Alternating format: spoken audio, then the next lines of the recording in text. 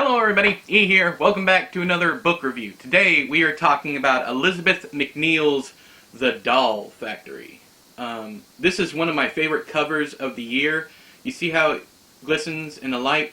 Just the bell jar that's over the butterfly is like laminate, and the rest is not really matte, but it's just like regular paper, but there's that laminate over the butterfly for the bell jar. It's an amazing design, I think. So props to whoever created that. I guess I could look in here to see who did the cover. Let's see here. Jacket design by James Iacobelli. Yeah. Iacobelli? It's Iacobelli. But anyways, James, it's a terrific cover. So I'm going to read you the description right off the bat. I'm going to start doing that in all the videos now. It's getting you guys prepared. I've had a lot of comments about you didn't even talk about the contents of the book, which I do in these videos, but it's more about my, I guess my feelings, my personal feelings about the book, instead of the book itself, because I try to stay away from spoilers as much as possible. But here's the description. Obsession is an art. Amidst the splendor and squalor of Victorian London, a uniquely captivating doll maker named Iris dreams of becoming a painter.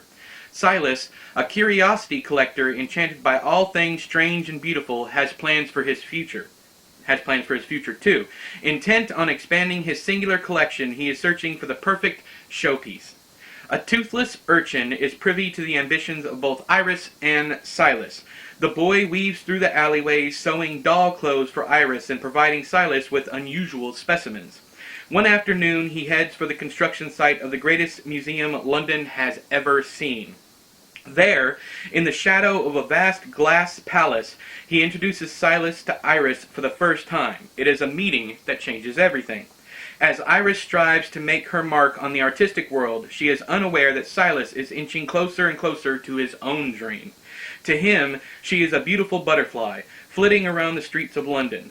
In his awful, utter aloneness, Silas only knows that the object of his obsession must be his, or belong to no one. Right off the bat, the street urchin in the book is named Albie. He is by far my favorite character. If you guys have been fan of the channel, if you guys know me at all, I am a huge fan of supporting characters that have a fleshed out personality, and Albie really hit that mark for me. Before I go any farther, I want to talk about how this book kind of completes I guess a diamond of sorts. If you start with Gone Girl by Gillian Flynn, if you start there with Gillian Flynn wanting to write about female, I guess, villains, as it were, or women who are not good people, she felt, I remember watching an interview, she said she felt that it seemed like people were scared to write about evil or not perfect women. I don't know that I agree with that. There's been plenty of books with women throughout the decades that have had horrible, terrible female characters. More recently, maybe there's been more of a resurgence of it, but I think back to Misery and One Flew Over the Cuckoo's Nest and those novels. But more recently, I don't know. So I'd like to hear from you guys down there in the doobly-doo.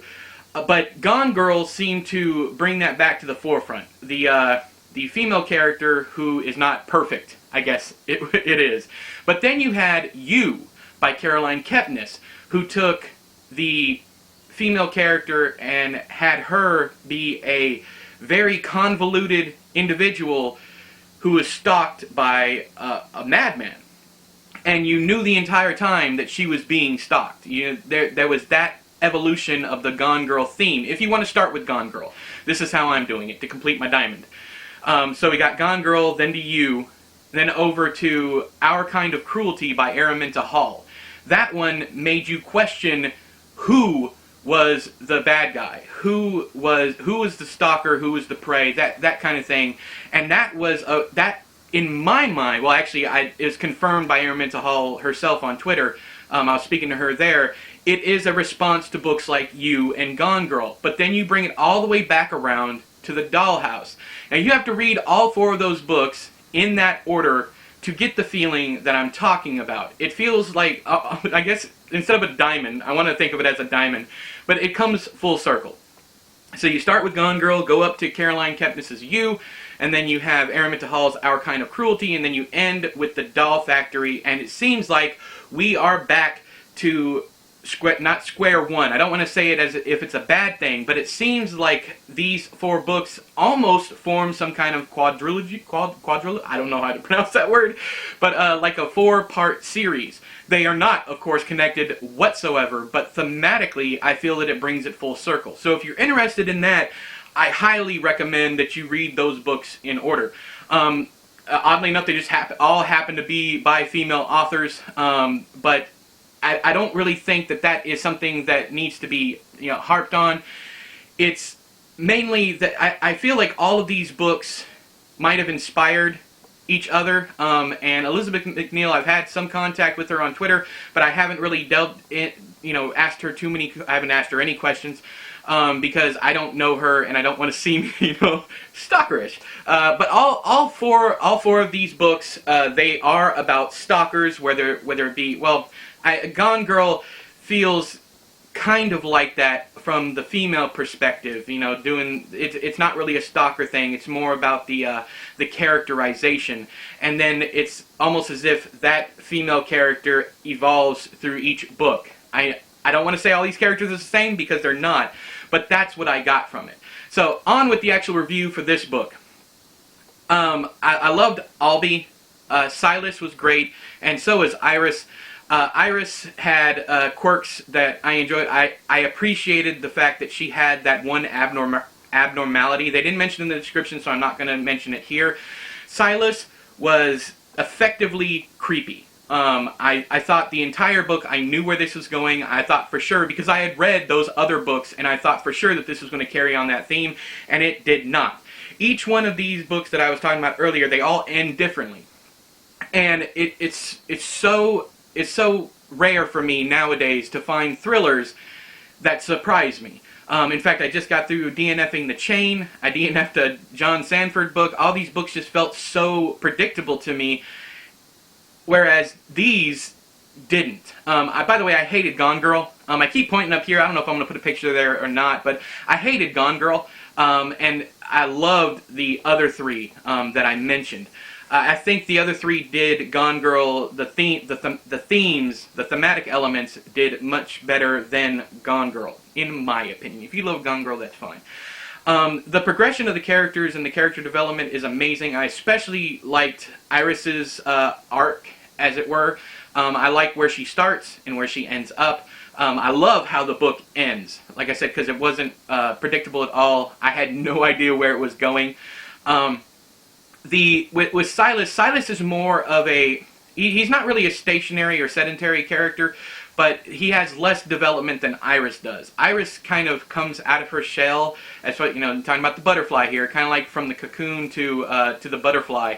So you get that, but Silas, from the get-go, Silas felt the same throughout. Maybe there's a little bit of escalation there, but not as much as Iris. With Albie's character, it was fun to watch him run around, 1800s London. I'm probably saying that wrong. I always get that confused, but the book happens in 18-something. I don't know.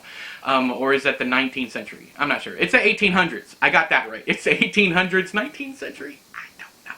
Anyways, but it was fun to read that. Now, another note that I have here, and this is important. I absolutely hate historical fiction. I can't stand it. I have no sense of place. I'm not a history buff, unless it's written extremely well, like McNeil does here, I don't see it. I don't really pull those images into my head.